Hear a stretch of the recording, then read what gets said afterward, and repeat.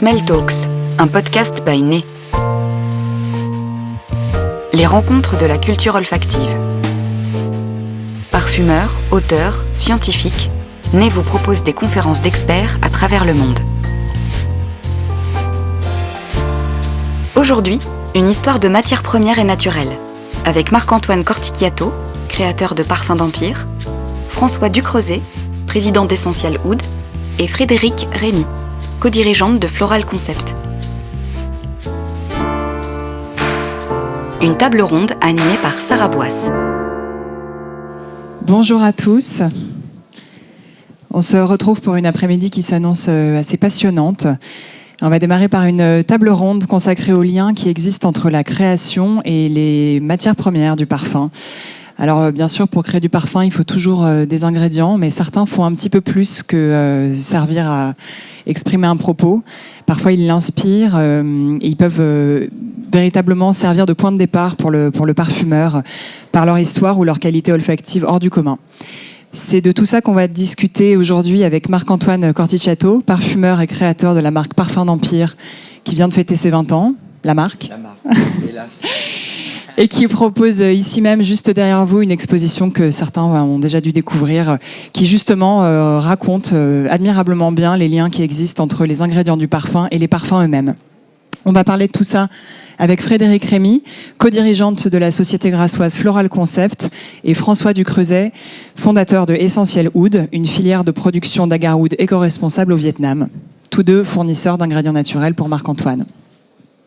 Alors Marc-Antoine, votre marque est connu pour la qualité de ses matières premières naturelles. Et il faut savoir qu'avant d'être parfumeur, vous avez écrit une thèse de chimie sur les plantes à parfum, dont l'odeur vous a toujours fasciné. Aujourd'hui, en tant que parfumeur, quand vous choisissez vos ingrédients, est-ce que vous avez, en règle générale, des critères ? Qu'est-ce qui vous pousse à choisir un ingrédient plutôt qu'un autre ? Et chaque parfum est une histoire particulière. Et je le dis souvent, je n'ai pas dans ma tête, en tout cas dans le brief que je m'efforce de mettre en place, je n'ai pas une cible humaine, donc j'ai une histoire en tête, une histoire que je veux raconter. Et donc, je fais, avant de commencer un parfum, un très gros travail de sourcing, vraiment aux quatre coins du monde, pour essayer de trouver les extraits de parfums, les matières premières qui vont m'aider le plus à raconter l'histoire que j'ai en tête. Donc, des critères olfactifs, certes, mais pas seulement. Il faut être sûr qu'il y ait un suivi de ces matières premières. Donc on ne peut pas s'adresser à n'importe quel. J'élimine de ma liste de maisons auxquelles je demande des matières premières celles dont on sait qu'il n'y a pas toujours de suivi. Et puis aussi je m'efforce d'avoir des produits sur des produits qui sont avec un véritable suivi éthique, propre, etc. Donc les maisons auxquelles je m'adresse doivent être forcément des maisons sérieuses, sinon c'est pas la peine. Donc c'est pour ça que effectivement je travaille avec deux maisons que tout le monde connaît, donc Floral Concept et puis Essential Oud pour le oud. Car c'est vraiment des critères. Il n'y a pas que le critère olfactif. Voilà. Il y a d'autres critères qui viennent après. Qui viennent en plus, d'accord. Frédérique, vous dirigez Floral Concept, qui est une petite entreprise familiale dans une industrie de géants. Vous êtes réputé pour votre savoir-faire et la qualité de vos produits, ce qui fait pas mal de points communs avec Parfums d'Empire. J'avais envie de vous demander comment vous vous êtes rencontrés tous les deux. Il y a quand même assez longtemps. Je crois que c'était sur une exposition... sur les expositions, on a en général un stand et puis on accueille les parfumeurs pour venir sentir. Et Marc-Antoine fait partie des parfumeurs qui ont des coups de cœur et qui s'expriment vraiment. Et on a l'impression d'avoir quelqu'un de passionné. Donc on a beaucoup parlé et on a fait connaissance en sentant en fait. Et vous, François, on peut dire que vous êtes un outsider puisque vous venez pas de l'industrie du parfum à l'origine. Est-ce que vous pouvez nous raconter comment vous vous êtes rencontrés et nous parler de cette filière de oud que vous avez créée ? Oui, alors on s'est rencontrés lors d'un tournage télévisé C'était un reportage qui mettait en relation le parfumeur et le producteur. Voilà, donc après le tournage, on a bien sympathisé. Maintenant, ça dure depuis déjà de nombreuses années et c'est un plaisir de partager des moments de réflexion et aussi de joie de vivre avec Marc-Antoine. Voilà, pour l'anecdote, comment j'ai démarré. Donc, je suis pas du tout du secteur du parfum. Je suis du secteur de l'automobile. Donc, je suis ingénieur de production. J'ai fait 15 ans de direction d'achat chez Renault-Nissan, à la R&D au Technocentre. Voilà. Et un jour, Carlos Ghosn a demandé « Mais expliquez-moi pourquoi les pneus augmentent en prix ?» Donc tout le monde s'est regardé bien embêté et on s'est dit il faut aller auditer les plantations de caoutchouc naturel d'EVA. Et on a eu un pneumaticien qui nous a invités au Vietnam. Et par le hasard des choses, j'ai rencontré une filière de producteurs d'agar-oud et je suis tombé amoureux à la fois du pays et de sa culture, le Vietnam, et les mystères du oud, qui était une grande inconnue pour moi et pour beaucoup de parfumeurs vers les années 2012 en Europe. J'ai proposé à une maison qui s'appelle IFF LMR d'étudier une filière. Ils ont accepté et l'aventure a commencé comme ça. Donc vous vous êtes rencontrés autour de cette essence de oud qu'on va sentir là tout de suite. Peut-être que vous pouvez nous dire 2 mots de cette essence. Marc-Antoine, vous vous rappelez la première fois que vous l'avez senti, par exemple ? Oui, alors moi je me souviens de la première fois où j'ai découvert le oud, il y a donc très longtemps, j'étais étudiant encore, donc c'est un de mes amis chercheurs qui m'avait envoyé une petite fiole de oud que je ne connaissais pas. Je connaissais même pas son nom, hein, et avec son analyse et donc j'étais tout de suite séduit par son animalité. Et puis le oud pour moi rassemble toutes mes passions. Donc matière première naturelle, un côté animal, cheval. Je suis passionné par les chevaux, un côté sensuel, sexuel, une certaine spiritualité aussi. Donc vraiment, le oud rassemble toutes mes passions. Et donc j'ai pas voulu, en lançant Parfum d'Empire, tout de suite m'attaquer au oud, puisque très vite il y a eu cette déferlante de oud en Occident. Un oud qui a été souvent retravaillé pour être au goût du nez du public occidental, donc en le castrant pour moi, et puis pour faire diminuer son prix, donc il y avait bon, et donc j'ai attendu que cette mode occidentale de oud passe, pour un jour me dire mais pourquoi pas lancer mon oud et qui sera la matière première qui fera le job pour ce que j'avais en tête, c'est-à-dire l'ouverture d'une malle équestre quand on arrive des concours hippiques, quand on ouvre cette malle où il y a tout le matériel équestre. Quand on l'ouvre, il y a toutes ces notes animales de salive, de transpiration, de cuir, etc. Et c'est le oud qui faisait vraiment le job. Et donc des années après, effectivement, sur l'enregistrement de ce reportage sur le oud, donc j'ai connu François, son oud, et vraiment un coup de foudre pour cette qualité de oud. Et puis aussi, effectivement, parce que la personnalité de François, avec sa passion, une honnêteté, donc vraiment tout ça a vraiment matché. Donc ça a été le début d'une histoire et Ruade, le dernier parfum de Parfum d'Empire, est gavé de oud, essentiel oud. Oui, on va le sentir aussi. Je voulais vous demander, François, est-ce que vous pouvez nous raconter comment est-ce que vous avez mis en place cette filière ? Vous êtes tombé amoureux du Vietnam et ensuite ça a été quoi la suite de l'histoire ? Ensuite, il a fallu faire un point sur l'état des lieux des capacités de production et des connaissances dans le pays.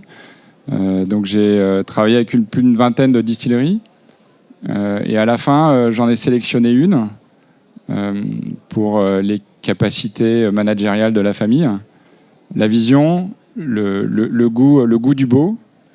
Voilà, et donc on a démarré ensemble, on a travaillé donc en partenariat avec plusieurs grandes maisons pour positionner l'odeur, positionner les composants chimiques qui sont intégrés dans cette matière. Le process part d'une plantation, une plantation de bois, d'agarwood. Donc on va dans des paysages qui sont très beaux. Les 3/4 du Vietnam sont montagneux et les plus belles plantations sont au sommet de ces montagnes. On pourrait faire des analogies avec certains vignobles aussi. Les grands crus sont sur les pentes de certaines collines et les vins villages sont dans les zones plutôt de plaine. Donc nous, on évolue dans les montagnes. On a des vues absolument à couper le souffle. Certains parfumeurs viennent nous voir pour découvrir le pays et découvrir ces territoires qui sont vierges, totalement naturels. Donc c'est vrai que c'est époustouflant. Quand on est là-bas, on est dans un autre monde. Il y a d'autres températures, on est dans des climats tropicaux. C'est très exotique. Voilà, c'est un arbre qui est protégé, donc qui est soumis à CITES. C'est un arbre qui est braconné, qui est convié. Donc il faut vraiment prendre très soin de ces plantations. C'est la base de notre métier. Ensuite, on doit le travailler. Un peu comme des menuisiers, on va sélectionner les zones les plus concentrées en résine de cet arbre. Donc on va sélectionner peut-être 3% de la zone de l'arbre, qui ensuite va être distillé, et avant il est macéré. Voilà, tous ces paramètres font qu'on peut avoir une grande variété olfactive de par les origines botaniques des arbres. Nous, c'est du Aquilaria crasna, mais il y a d'autres pays qui produisent le oud. Ils ont d'autres origines botaniques aussi, principalement en Asie. Ça fait varier l'odeur. Les plantations, les terroirs font varier les odeurs, les process. Voilà. Et donc nous, notre métier, c'est d'essayer de travailler en concertation avec les parfumeurs pour essayer de leur apporter la note qu'ils recherchent. Et ensuite, il faut la tenir pour qu'elle soit stable. Voilà. Et ça, c'est un travail du quotidien pour faire en sorte qu'on soit toujours présent et toujours au top. Et voilà, c'est notre activité. Merci.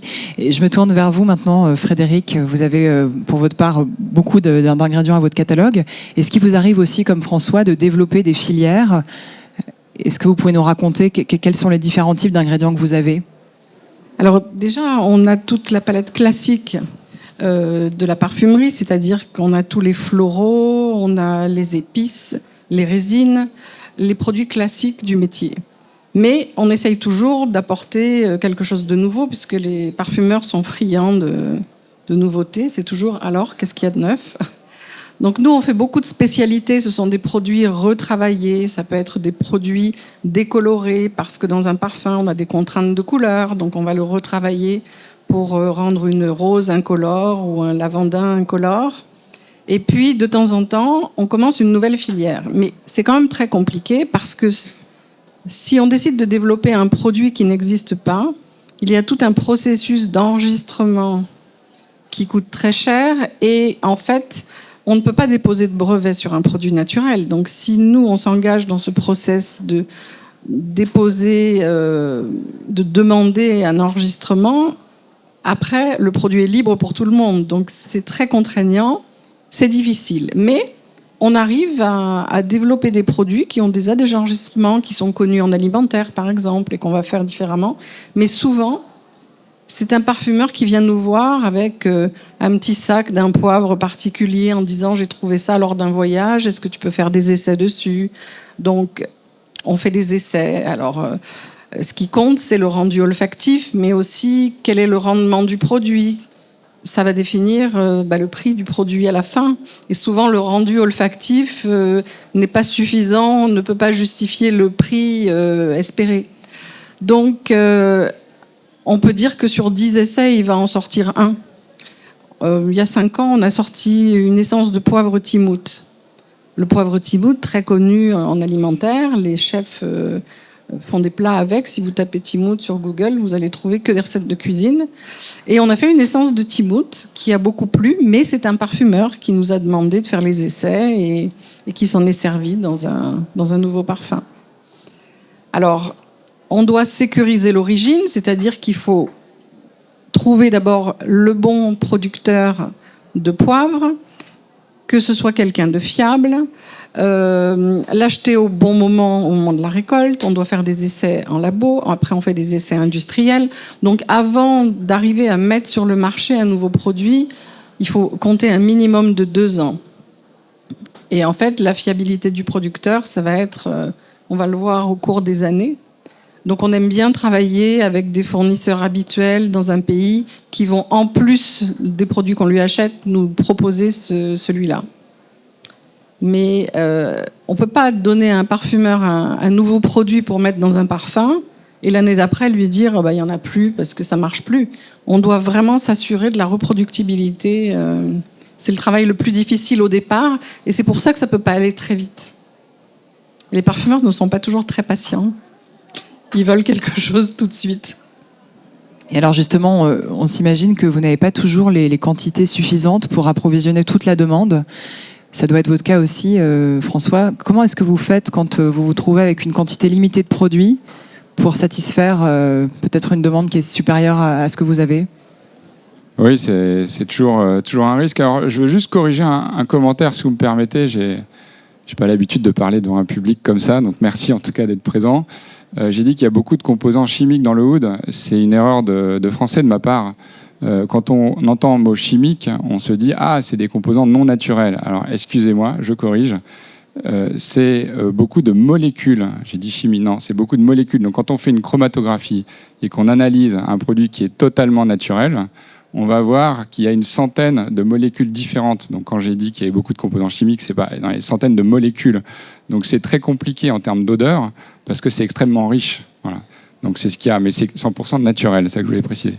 Donc, par rapport aux ruptures d'approvisionnement, eh bien, on a des difficultés auprès des clients. Enfin, nos clients ont des difficultés à prévoir correctement leur volume. C'est pas de leur faute, hein, c'est que c'est pas évident à faire. Et forcément, nous, il faut qu'on soit présent pour les accompagner. S'ils ont un lancement, ils peuvent d'un coup commander beaucoup de matière. Pour une raison quelconque, ils peuvent très bien réussir le lancement et du coup, ils vont demander encore plus ou le rater et d'un coup arrêter. Et ça crée des perturbations importantes au niveau de la production et des familles. Et c'est pas bon parce qu'on peut pas arrêter et redémarrer une distillerie. Derrière, il y a des employés, il y a des paysans. Donc, il faut lisser ce problème-là. Donc, notre rôle, c'est de faire tampon. Et d'assurer une cohérence auprès des productions. Donc d'abord, premier moyen pour faire un tampon, c'est de mettre en place des stocks. Donc le oud, c'est un produit qui est très cher, mais nous, on accompagne nos clients. Donc les clients réguliers, on leur propose de mettre en place 6 mois de stock chez nous à nos frais pour pouvoir accompagner leurs aléas et qu'ils puissent dormir tranquilles. Et par ailleurs, on a donc la distillerie en interne qui a un capacitaire qu'on cherche à toujours remplir. Et si on a vraiment des forts pics de commandes et que nos stocks ne peuvent pas y répondre, à ce moment-là, on a des distilleries qui sont partenaires, qui nous accompagnent dans les évolutions, dans les variations de volume. Et pour pouvoir garantir une très bonne qualité à nos clients, il faut qu'on ait une sorte d'interchangeabilité. Donc on est très intégré auprès des distilleries partenaires et on fait des audits complets et on modifie leurs process en accord avec eux pour pouvoir avoir une qualité très similaire et donc pallier aux augmentations de volume. C'est votre cas aussi, Frédéric ? Alors moi, c'est un petit peu différent chez nous parce que le oud, je ne pense pas que ce soit une récolte. En fait, c'est toute l'année. Oui. Alors que nous, dans la plupart des produits, on dépend d'une récolte. Les récoltes, c'est généralement 2 fois par an, excepté pour une fois par an, pardon, excepté pour le magnolia, ou 2 fois par an. Mais on est obligé d'avoir assez de stock pour tenir jusqu'à l'année suivante, mais on ne peut pas non plus en prendre trop parce que les produits dans l'ensemble ne se conservent pas aussi bien que le oud. Oui, c'est-à-dire que nous, on coupe pas tout le temps, on coupe, mais le bois se stocke. Donc, dans les floraux, c'est pas possible. On doit se décider avant la récolte. On doit prévenir nos producteurs des quantités dont nous aurons besoin. Pour ça, il faut qu'on ait les informations de nos clients qui ne savent pas ou qui nous donnent des prévisions, mais à la fin, c'est le consommateur qui décide si le parfum se vend bien ou pas. Alors, il y a quand même des clients qui sont mieux organisés que d'autres, avec lesquels on arrive à avoir un suivi plus régulier. mais on doit vraiment essayer de calculer au plus juste. Et puis, s'il y a un lancement qui se fait 3 mois avant une récolte et qu'on nous demande des quantités faramineuses, si c'est pas prévu plus tôt, c'est compliqué. Donc ça, c'est le plus difficile dans notre métier à réguler entre les achats et les ventes. Donc nos commerciaux sont briefés pour justement toujours demander aux clients des prévisions pour les nouvelles récoltes. Et puis, de temps en temps, on a des pénuries. Ça peut être des inondations, ça peut être des ouragans, des guerres civiles, comme en ce moment en Haïti. Ça peut être plein de facteurs géopolitiques, climatiques, qui font que cette année, on aura 2 fois moins de produits. Donc dans ce cas-là, on sert d'abord nos clients fidèles, et puis on a plein de clients potentiels qui nous appellent en disant au secours, est-ce que vous pouvez nous dépanner? Mais là, on est obligé de choisir. Donc on livre nos clients fidèles en premier, même s'il y en a un petit peu moins, mais tout le monde en aura. C'est très difficile à arbitrer, surtout quand on a une centaine de produits dans la liste qui viennent du monde entier. Donc ça, c'est un gros travail pour nous et ça représente aussi des stocks énormes. Marc-Antoine, on l'a vu dans l'exposition. Vous avez parfois l'inspiration d'un nouveau parfum parce que vous découvrez un ingrédient qui vous émeut. Aujourd'hui, vous avez choisi de nous faire sentir de la graine d'ambrette qui vous a inspiré le cri de la lumière. On va faire passer des mouillettes de cet ingrédient donc de Floral Concept. Est-ce que vous pouvez nous en parler ? Oui, en fait, c'est mon projet sur la lumière qui m'a amené à travailler avec une graine d'ambrette, puisque le projet au départ, c'était de travailler sur une histoire abstraite, puisque c'était l'histoire d'un parfum sur la lumière. Donc l'idée était de travailler sur un parfum qui exprime la lumière, donc le cri de la lumière, en fait, puisque je voulais travailler sur le jour nouveau, l'aube qui arrive. Donc, et la première fois que j'ai senti la graine d'ambrette, j'ai été frappé par son côté très lumineux. Pour moi, c'est la matière première la plus lumineuse de la parfumerie.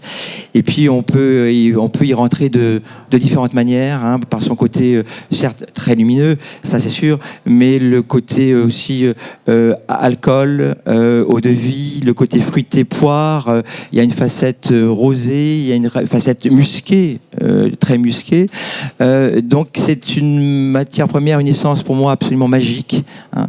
Et là encore, j'ai fait pas mal de sourcing là-dessus, et c'est forcément et toujours cette graine d'ambrette de Floral Concept qui pour moi est la plus merveilleuse, c'est celle qui fait battre le cœur. Elle est absolument extraordinaire. Elle est au centre de ce parfum, donc du cri, dans lequel il y en a quand même pas mal. Le cri qu'on va faire sentir aussi. Est-ce que Frédéric, vous pouvez nous dire 2 mots de cette graine d'ambrette ? Oui, alors la graine d'ambrette, on va la chercher en Équateur, principalement. Il y en a un petit peu au Pérou, mais c'est surtout en Équateur. C'est une petite graine qui vient d'une fleur d'hibiscus qui est très, très haute. Les graines sont vraiment minuscules et elles ont une forme de petit escargot. Elles sentent pas grand-chose en fait, elles sont très dures. Et donc nous, on les fait venir, on les distille dans un turbodistillateur parce qu'il faut que ça tourne, que ça broie en même temps. C'est une très longue distillation avec un rendement très faible. C'est-à-dire que quand on traite 1 tonne de graines d'ambrette, on obtient 2 kilos de produits finis. D'où un prix assez élevé, parce qu'il y a de longues heures de travail et un rendement très faible. En fait, c'est toujours le rendement qui fait le prix à la fin dans un produit. Très bien.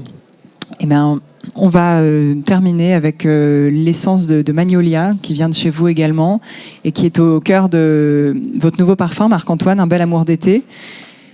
Pareil, est-ce que vous pouvez nous raconter votre rencontre avec cet ingrédient ? Est-ce que vous aviez déjà l'inspiration du parfum à ce moment-là ? En fait, j'avais déjà utilisé le Magnolia, l'essence de Magnolia Floral Concept dans un parfum qui s'appelle Aqua di Scandola, un parfum qui déjà parlait de mer et de soleil. Et le Magnolia a ce côté à la fois aérien, une certaine fraîcheur au départ, mais des facettes florales, exotiques aussi, et qui correspondait très bien à l'histoire que je voulais raconter pour Un bel amour d'été, qui retrace les premières amours d'été à la plage. Donc je voulais une sensualité, je voulais de l'exotisme, et j'étais parti sur un accord gardénia, et donc le magnolia faisait très bien le job là-dessus. Donc il est très puissant, hein, cette essence de magnolia est extrêmement puissante. Dans Acqua di Squanola, il y en a vraiment une petite touche, et on le ressent bien, il a son effet avec une simple petite touche. Dans Un bel amour d'été, il y en a plus qu'une petite touche, une très grosse louche, mais il s'associe très bien au champaka également, et à un ylang absolu. Mais c'est, je pense, l'accord du bel amour d'été, d'un bel amour d'été, tient sur cette qualité d'essence de magnolia. Frédéric, vous pouvez nous dire un mot de cette essence de magnolia? Donc le magnolia, c'est un produit qui vient de Chine, qui est distillé là-bas sur place, parce que toutes les fleurs, c'est une fleur blanche, toutes les fleurs doivent être distillées sur place, que ce soit la rose en Bulgarie, le jasmin en Égypte, le magnolia en Chine, parce que ça ne se conserve pas. Dès qu'elles sont cueillies, elles fermentent, ça contient beaucoup d'eau. Donc c'est distillé sur place, c'est très très artisanal. D'abord, ce sont des arbres un petit peu différents de nos magnolias, les fleurs sont plus petites, mais elles ressemblent bien, c'est vraiment la même fleur blanche, mais plus petite. Elles sont cueillies une par une, c'est assez fragile, ils essayent de ne pas les abîmer jusqu'à la distillerie. Et puis elles sont distillées là-bas sur place. Alors, avec la Chine, ce qui est très compliqué, c'est qu'il faut trouver aussi des partenaires fiables, parce que pour eux, la qualité, c'est utilisé sur le marché local de toute façon. Tous les produits qu'on utilise, nous, en parfumerie, qu'on fait venir de Chine, il y a dans l'histoire toujours des utilisations locales qui nous paraissent même bizarres des fois, mais voilà. Et il faut faire très attention, parce que pour eux, l'odeur, c'est pas ça le plus important. Donc, ils font au mieux, mais on doit vraiment continuer à travailler avec les mêmes producteurs qui font une belle qualité. Et donc, d'où la difficulté de l'approvisionnement, parce que d'une année sur l'autre, d'une récolte à l'autre, on n'a pas le même résultat, ils n'ont pas de beaux emballages, donc c'est mal conservé. Il y a tellement de choses qui ne sont pas vraiment assez propres et assez carrées. Que c'est vraiment un casse-tête pour arriver à trouver de bons lots pour nous, qui soient propres et avec l'odeur qu'on recherche.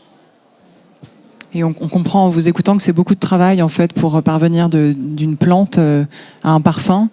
Alors pour terminer, je voulais vous demander qu'est-ce que ça vous fait quand vous sentez vos produits dans une création de Marc-Antoine ou autre. Qu'est-ce que ça fait? Ben oui, nous on est toujours contents de savoir déjà où va notre produit quand on le vend à un client. Parce que c'est un bon de commande, un numéro de commande, une quantité. Et puis après, dans une grande société, on ne sait pas ce qu'ils en font. Ça peut rentrer en petite quantité dans plein de parfums, mais ça peut être aussi le produit phare dans un parfum. Donc nous, ça nous fait vraiment chaud au cœur de savoir dans quoi ça rentre et de suivre l'évolution de ce parfum. Et c'est vraiment quelque chose qui nous récompense pour tout notre travail de savoir où il va.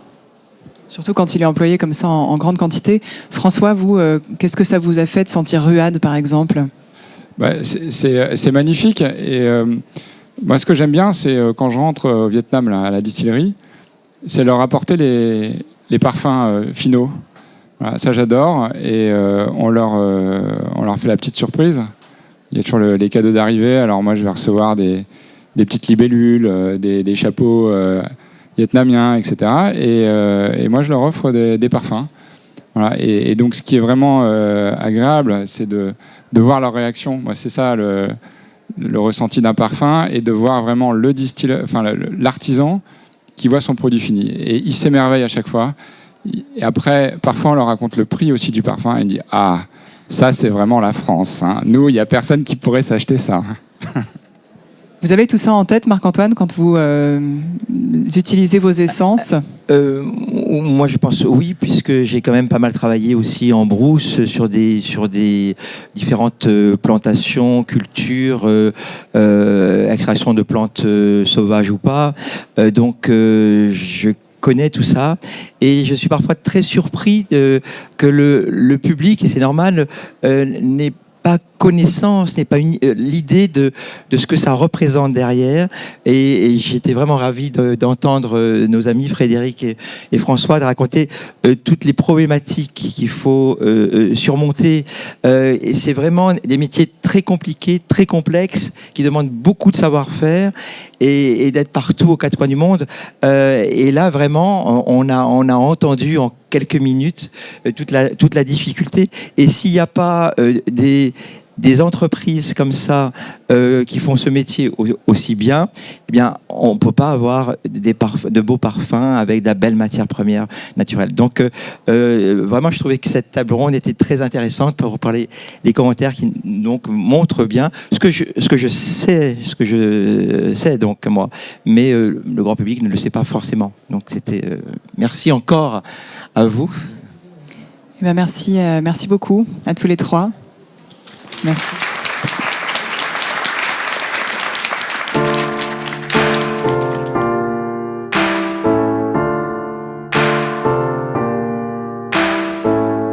Retrouvez cette émission sur podcast.bainet.com et sur les plateformes habituelles.